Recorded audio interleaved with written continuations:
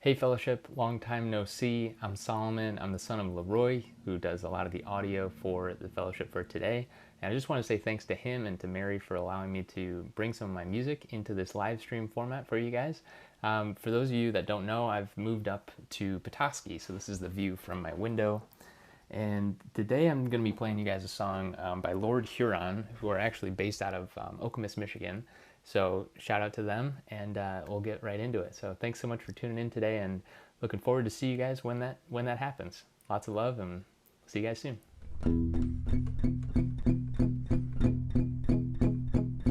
Oh, there's a river that winds on forever. I'm gonna see where it leads. Oh, there's a mountain that no man has mounted. I'm gonna stand on the peak. Out there's a land that time don't command. Wanna be the first to arrive. No time for pondering why I'm a wandering, not well, I'm close to the light. To the ends of the earth would you follow me?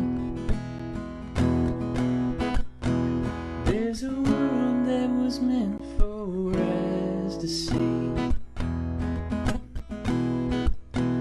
To the ends of the earth would you follow me? If you go, would you say your goodbyes to me?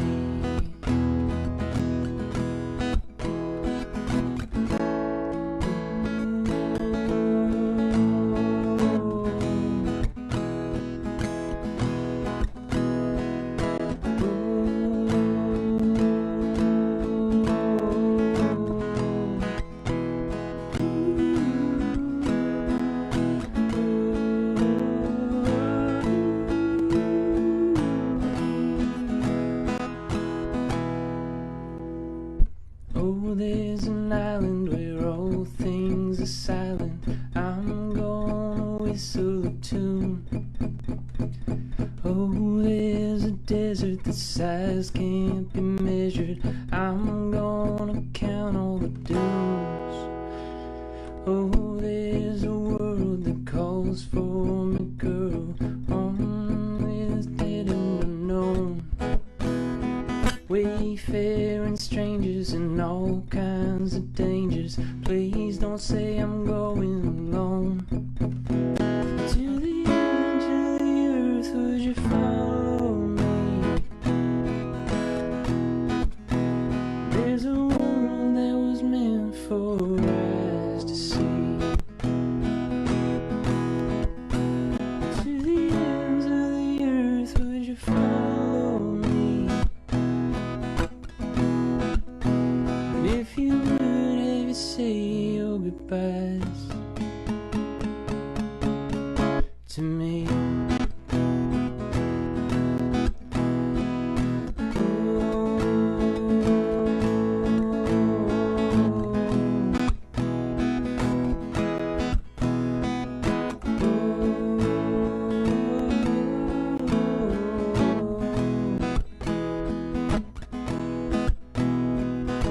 I was ready to die for you, baby. Doesn't mean I'm ready to stay. What good is living a life you've been given if all you do is stand in one place? I'm on a river that winds on forever. Follow till I get where I'm going. Maybe I'm heading to die, but I'm still gonna try. I guess I'm going alone.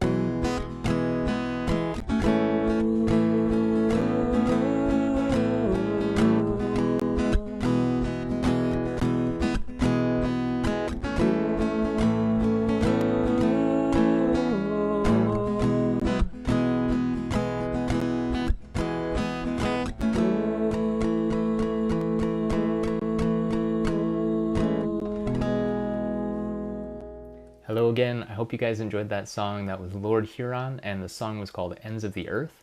And if you guys want to stay connected with me, you can email me at solomon@solgood.org. And I'd love to hear from you. It's been a long time since I've seen people from the fellowship. So hope you're all having an amazing Sunday, and we'll see you guys. Enjoy the rest of the live stream. Welcome everyone to our Fellowship for Today Sunday service. We're so happy to have all of you here this afternoon to enjoy our service together. And I just want to say thank you to all of you. Showing up every Sunday for all of us is just so important and so wonderful too. That special connection that we can maintain virtually. And I appreciate your willingness to find your way to the Sunday service every Sunday at 4 o'clock on Facebook. And thank you, Solomon, for starting us off with that really beautiful song. It's always good to see you. We don't see you enough, so we hope to share more of your music in the future. So now let's begin by taking a deep breath together, and let's just take a big deep breath in and exhale,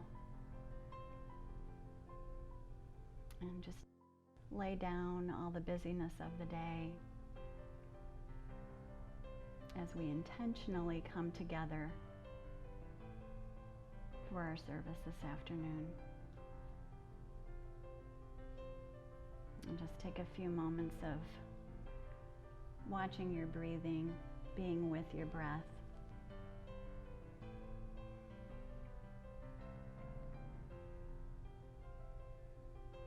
And if my words resonate with you, I invite you to take them on as your own.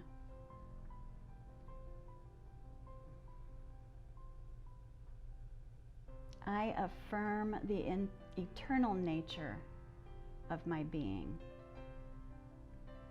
I am a continuous, eternal state of becoming. A never-ending expansion of divine love, ever upward, outward, and inward. And my heart is filled with appreciation for all of the good in my life. Abundance, peace, and joy flow through me as me into this world, now in this moment and always. I am so blessed for each and every moment in my wonderful life. And I appreciate all of the contrast and challenges. I easily find the gifts, the call it good, of every lesson that is revealed to me.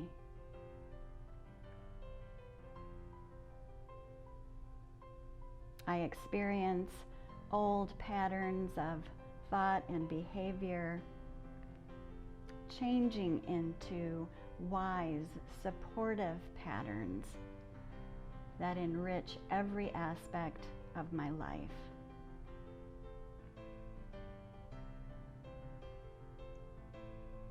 I know that everything is always working out for me. As one with divine love, I am healed and whole and perfect and complete.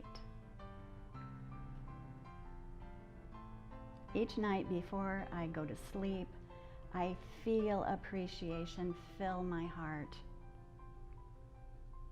And each morning when I wake up, I am filled with energy, happy and enthusiastic about the fresh new outlook I can choose for this brand new day. As I walk through each day, I make a commitment to see only love and hear only love and speak only love. And together we say, and so it is, and so it is. Thank you, everyone. Thank you so much. With only a couple days left before we have our big election in our country, at a time when our country appears to be so diversified and pulled apart, I found this reading that I thought would be just a perfect thing to keep in mind as the next few days pass. It's Gandhi's Prayer for Peace, and the words are beautiful, simple, and so perfect for right now. Gandhi said, "I offer you peace. I offer you love. I offer you friendship. I see your beauty. I hear your need. I feel your feelings. My wisdom flows from the highest source, and I salute that source in you. Let us work together for unity and love." Thank you, Gandhi, for those very wise words. And now I'd like to invite everyone to take a few moments to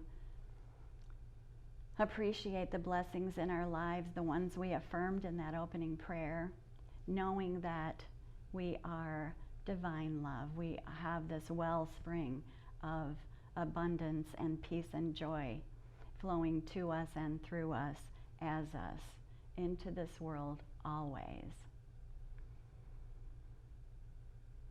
We are also grateful for all of your contributions, for the fellowship,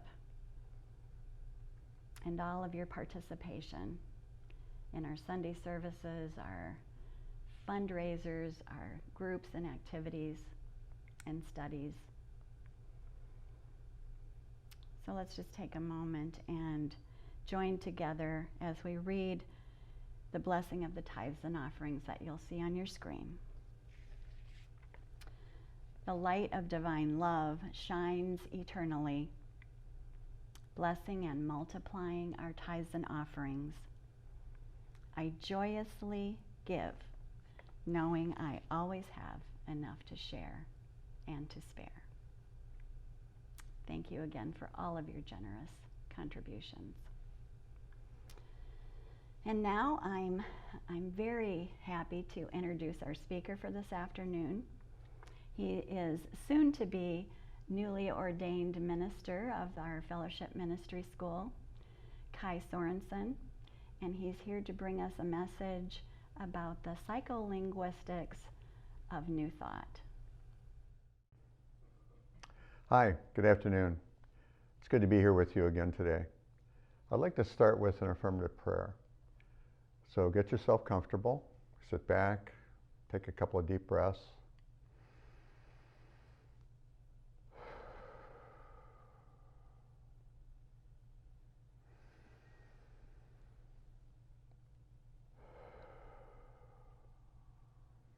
Close your eyes if you will. Divine love is the strongest power in existence. It is like being home, and I feel deeply understood, seen, and accepted. I am a transparent vessel of God, revealing beauty, peace, and love. I surrender to this power, presence, and love. Therefore, I have a profound sense of being whole, since Spirit resides in me and fills my body with joy and love. I'm grateful that this affirmative prayer is spoken, realized, and complete. I release this prayer into the activity of love, knowing that this treatment is now complete and perfect. And so it is. So thank you for taking time out of your schedule for today's message. I'm going to be talking a little bit about something that has always interested me. As I reflect back on my life here on the planet, there are several times when I like to think of what could have been, what might I have done differently, what might I have replayed if I had a chance. And when I was in college, I had a lot of options. I thought I wanted to be a teacher, and I thought I wanted to be a lawyer. And it never occurred to me, nobody ever suggested it, and it never occurred to me that maybe I could teach law. So I kind of went in both directions. I became a teacher, and I was also in law school for a while. Now about to be ordained as a minister. In any case, one of the things that's always fascinated me is this study of psycholinguistics. Psycholinguistics refers to our process that we turn words into meanings. And so a word has some meaning for us. It suggests something, a reference to us. This resonates very sharply for me these days. And it's a challenging thing for us to think about, because for the most part, call something by a word that then creates a meaning in us. And so if the word changes, the meaning changes. I was speaking to some friends the other day about this process and reminded them that, you know, there's a table in front of us and we call it a table. When we hear the word table, we think of a visual of a table. But if I was speaking to somebody who spoke Farsi, for instance, and they referred in Farsi to a table, I wouldn't know what they were talking about, because all the languages on the planet have different words to describe the same object. And in Farsi, oddly, there are 11 different words for a table. So it describes different kinds of tables by those different words. Some of you may have heard the old saying that there were 20 different words for snow in Alaska, because they need to know exactly what kind of snow is outside of their igloos or homes, so they know how to deal with it. Well, anyway, this is a process that I've always been fascinated by, and it's one that is relevant to me in my study of New Thought. Perhaps some of you are a fan of Lewis Carroll and Alice in Wonderland, or Alice Through the Looking Glass. And it's one of my favorite quotes in there where Alice is talking to Humpty Dumpty, and they're having a little bit of an argument. And Alice says, "The question is whether you can make words mean so many different things." And Humpty Dumpty responds by saying, "The question is, who is the master? That's all." In other words, do we have the meaning, or does the word have the meaning? When I moved back to the Lansing area in 2015 from Chicago, I set out to see if I could generate some consulting businesses and do some work for them. I also sought out some of my universities and colleges that I had taught at to see if I could be an adjunct teacher again. And in that quest, I stopped by Baker College in Owasso, where I happen now to be a neighbor of that school, because I had taught there. And I met with someone, and we talked a little bit about what that would involve for me to apply to teach again. And in the way I was leaving the university, I noticed, at the college, I noticed that there was a building that they had corporate trainings in. And so I stopped to see if there might be an opportunity for me to teach some courses in a corporate training program. So I went in the building and asked to see someone, and the receptionist was very kind, and she went and got a member of the faculty there. And he came out, and I introduced myself and said, "Hi, I'm Kai Sorensen. I'm a consultant, and I'd like to find out if there might be some opportunities to do some work with you." And he looked at me and he said, "Kai Sorensen, Kai's name's really familiar to me, Kai Sorensen. Can't place it though." And I said, "Well, is it from my teaching here?" And he said, "No, I don't think so." And I said, "Well, how about Toastmasters? I'd help to get a Toastmasters group started there." He said, "No, that's not it either."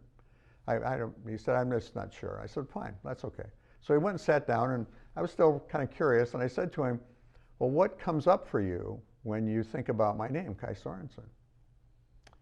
He paused for a minute and he took a reflection and he said, Northern Michigan University, communications class, 1980. I said, yeah, that was me. I was your teacher. And so here it was 25 years later, and he still remembered my name. And I thought that was kind of odd. And I said, well, how is it that 25 years ago you still remember me as your teacher? He said, because you said something in that class that's always stuck with me. I said, wow, really? What was it? And he said, meanings are in people. I said, well, that was what I taught. That's what I still teach. Meanings are in people. And so that's a metaphor for what I want to talk about today, and that is the origins of New Thought. One of the courses that I took in the ordination process here in the Fellowship School of Ministry was on the origins of New Thought. And I'd like to talk with you a little bit about that today as it relates to psycholinguistics.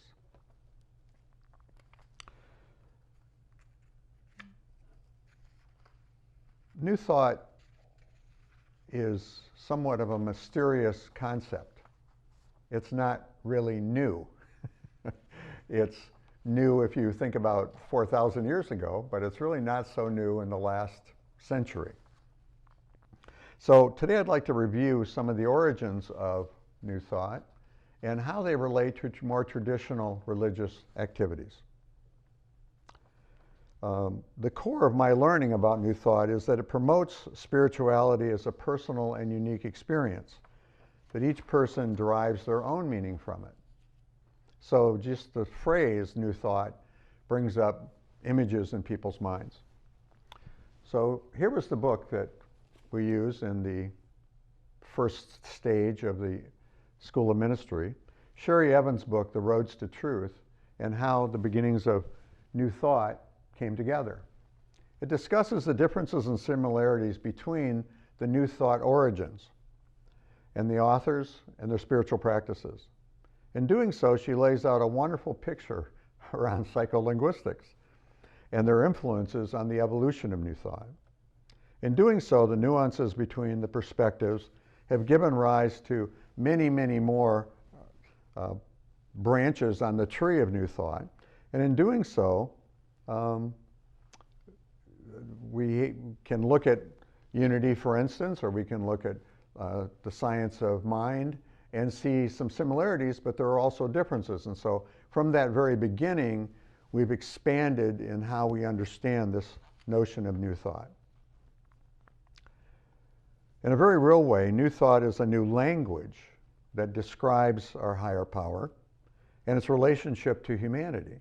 Its meaning is unique to each person at a micro level because each person will interpret that word, New Thought, or God, or Spirit, in a rather different way. The paradox here is that in which other religions look at the word God, and that's what I want to focus on today. I'm not here to use the word God in the way other people would say. I'm just saying that that's the word that's usually been named for our higher power or that Spirit. There are hundreds of other names and words that have been used to describe that same being. And one important distinction between New Thought practitioners and those who follow more traditional spiritual paths is the nature of the relationship between this higher power or God and the individual person.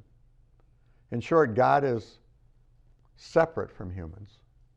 And New Thought believes God or higher power is within us and is a unique fingerprint. The psycholinguistic difference is at the core of how New Thought developed as an alternative to the beliefs of Christian, Jewish, Islamic, and Hindu followers. An important example is that what I address here is the role of Jesus in these thoughts. In Christian belief, Jesus is seen as the Son of God the Father, his only begotten Son. He was different than us, and to worship him was to worship God. The phrase, Jesus saves, we've probably all seen in neon lights through our lives, reinforces the beliefs that he is and was the only Christ. Songbooks and worship traditions abound with references to praying to Jesus as the Son of God. The language used in the worship of Jesus reinforces the separation of God from humans, whether it's heaven above or whatever. The separation manifests as God and Jesus having powers that humans do not possess. They create miracles, and by praying the prayers will be answered from above.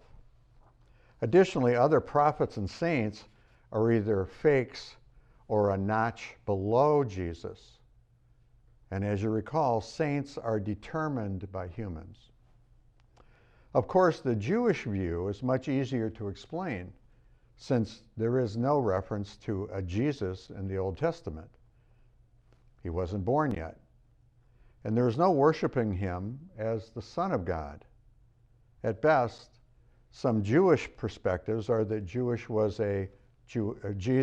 a Jewish teacher, but certainly not the Messiah or Son of God. For Muslim purposes, Jesus was a prophet. The belief here is that he was one of the 25 prophets mentioned in the Quran and one of the 4 major prophets, Abraham, Ishmael, Jesus, and Muhammad.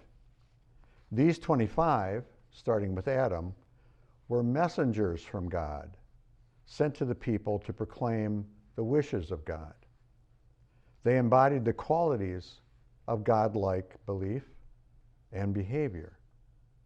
In this vein, then, the prophets were special and different from all of us, as they came from God to teach us. There are many Muslims who believe, for instance, that there are as many as 124,000 prophets not mentioned in the Quran, one being sent to every community. Muhammad is seen as the last prophet, and this coincides with the belief that the Quran is the Word and replaces any need for further prophets to explain God's plan. These prophets are not referred to as sons of God, simply messengers. Hindu beliefs and practices come the closest to New Thought. Hindus do not see Jesus or Ishu as a Christian, and more like a saint. In Hindu thought, temple membership is not as significant as a spiritual practice, which is called sadhana. They preach a universal message to love God, to love a brother, and that's what makes them such a good Hindu saint. In another Hindu tradition, Jesus is seen as Shaktavesha avatar, an empowered incarnation to fulfill God's will on earth. Again, Jesus is seen as having come from God to teach, and different in that way from man. Hindu beliefs are that there are more than 33 million gods. 33 million gods. So think about what I mentioned before about how the word God resonates in different ways. In these traditional religious beliefs, God is separate from man, and Jesus was as well. The meaning associated with these beliefs is that they were not a part of us, and whether Christ or prophet or saint, God works from out there by sending messengers to teach us. The subtle difference in New Thought is the belief that we have a Christ within us. The teachers simply assist us in remembering what we have forgotten. Evans, in her book, outlines 3 primary roots of New Thought in chapter 3. She begins with divine science, and one of the basic principles is we make our own worlds by what we think, and we are controlled to some degree by the thoughts and beliefs of others. In other words, how do they see the meaning of the words influences how we see the meaning of the words. This principle is a rewording of the above slogan, meanings are in people. by assigning words to our thoughts and hearing and reading the thoughts or words of others, we create meaning within our own minds. The Unity Basic Principles rephrase this slogan in different ways. The only reality is spiritual. Therefore, though matter and material conditions appear to be real, they are not. Also, our thoughts and our words affect the condition of our life and affairs. We can, with effort, change our thinking and thus change our experience. My favorite reference regarding religious science is from Ernest Holmes' Science of the Mind. The basic proposition is that the universe in which we live is a combination of law and love, or divine presence and universal presence. Or we may call it spontaneous self-emergence and a mechanical reaction, or the law and the word, or the personal and the impersonal, or the thing or the way it works. Even Holmes needed to reword his own meaning to figure out what it meant. One of the basic principles is Jesus not only taught these great truths, but he embodied them, thus making him the Christ. This Christ consciousness is available to all humans. Emma Curtis Hopkins notes, have you ever heard that there is a marvelous power in every word? It contains its own personality. Evans quotes two passages from the the Bible, King James Version, thank you. Audience is very receptive here. And explains this. The decision as to whether a verse refers to free will or determinism seems to be whether the words elected or chosen are used, even though these words may have similar meanings. As with any words, interpretations can be given to support numerous different theories. Hopkins again explains, for example, when Jesus speaks of sheep, he is speaking of our thoughts. Thoughts are like sheep in that they are docile and obedient. We are the shepherds of our thoughts, and they go wherever we lead them. Evans concludes, Hopkins emphasizes the power of words and teaches that words contain potentiality, the greatest of all potentiality being the Word of God.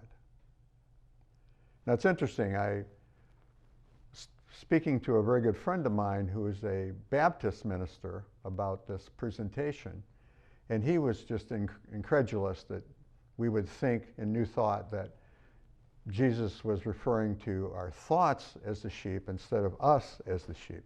Because most people think that when Jesus is talking about being the shepherd of the sheep, he's talking about the people that are following him. In New Thought, we're thinking about it as the thoughts of the people rather than the people themselves. This movement and the New Thought belief has a huge impact on Phineas Parkhurst Quimby. Evans notes, Quimby was the first, at least in modern times, to realize the connection between our thoughts and our experiences, and to use this knowledge as the basis of healing. It is true that he held very strong feelings about religious dogma. He called his work the science of health. He actively engaged in healing the sick by teaching self-healing. In being healed himself, Quimby decided that his disease and accompanying pain actually had existed, but had been of his own making. He already had concluded that disease results from a deranged state of mind, a mind filled with beliefs and opinions placed there by the other minds in which a person chooses to listen. And he came now to view the beliefs and opinions of medical and religious authorities as being especially detrimental. He had learned that a patient could be affected simply by suggestion, or the words used, and depending upon the suggestion, the resulting effect would either be enjoyable or regrettable. This brief overview of Eben's book and the summary of the origins of New Thought are aligned with the notion that words and the associated meanings influences human religion and their relationship to understanding a higher power, God, or source energy. I, who profess the law of attraction, would be remiss to not mention William Walker Atkinson and the connection to naming and the law of attraction in his work Thought Vibration from 1908. His working creed included these two passages. I believe that man is rapidly growing into a new plane of consciousness in which he will know himself as he is, will recognize the I am, the something within. I believe that there is an infinite power in and of all things. So to conclude today, words, after all, are simply vibrations, as is our meaning of those vibrations. The value of New Thought teachings, in my view, is that each person has the opportunity to believe as they find meaning within, rather than needing to look out there. Namaste. Thank you so much, Kai, for your very thoughtful message and a really welcome reminder to all of us that it's our New Thought and fellowship. One of the most important messages that we have is that our thoughts create our experience of the world. And there's nothing more important as we walk through the world that we practice and become conscious and aware of our thoughts. Thank you. And now, let's enjoy a wonderful song from the Dangling Participles.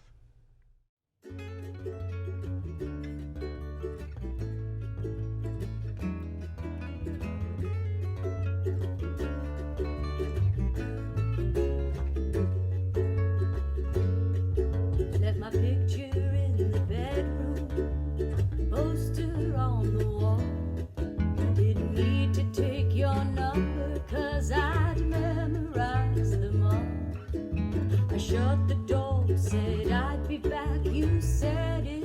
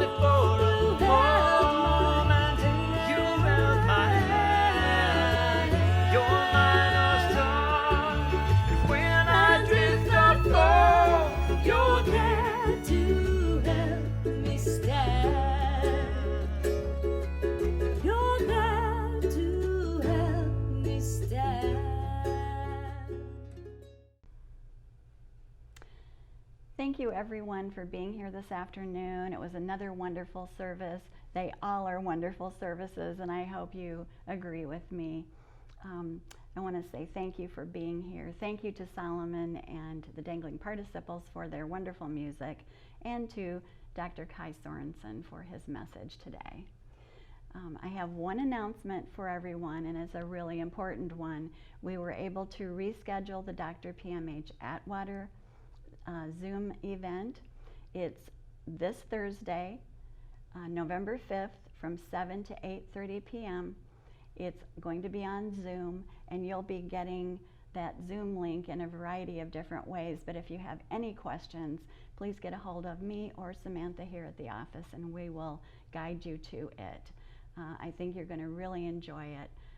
The phenomenon of the near-death experience, and this woman has so much information and even her own real-life experiences to share with us. So please join us on Thursday.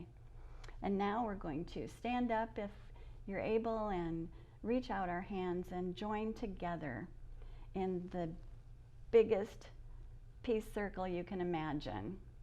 And just envision all of our loving energy swirling around this beautiful big peace circle as we sing our peace song and say our closing blessing today.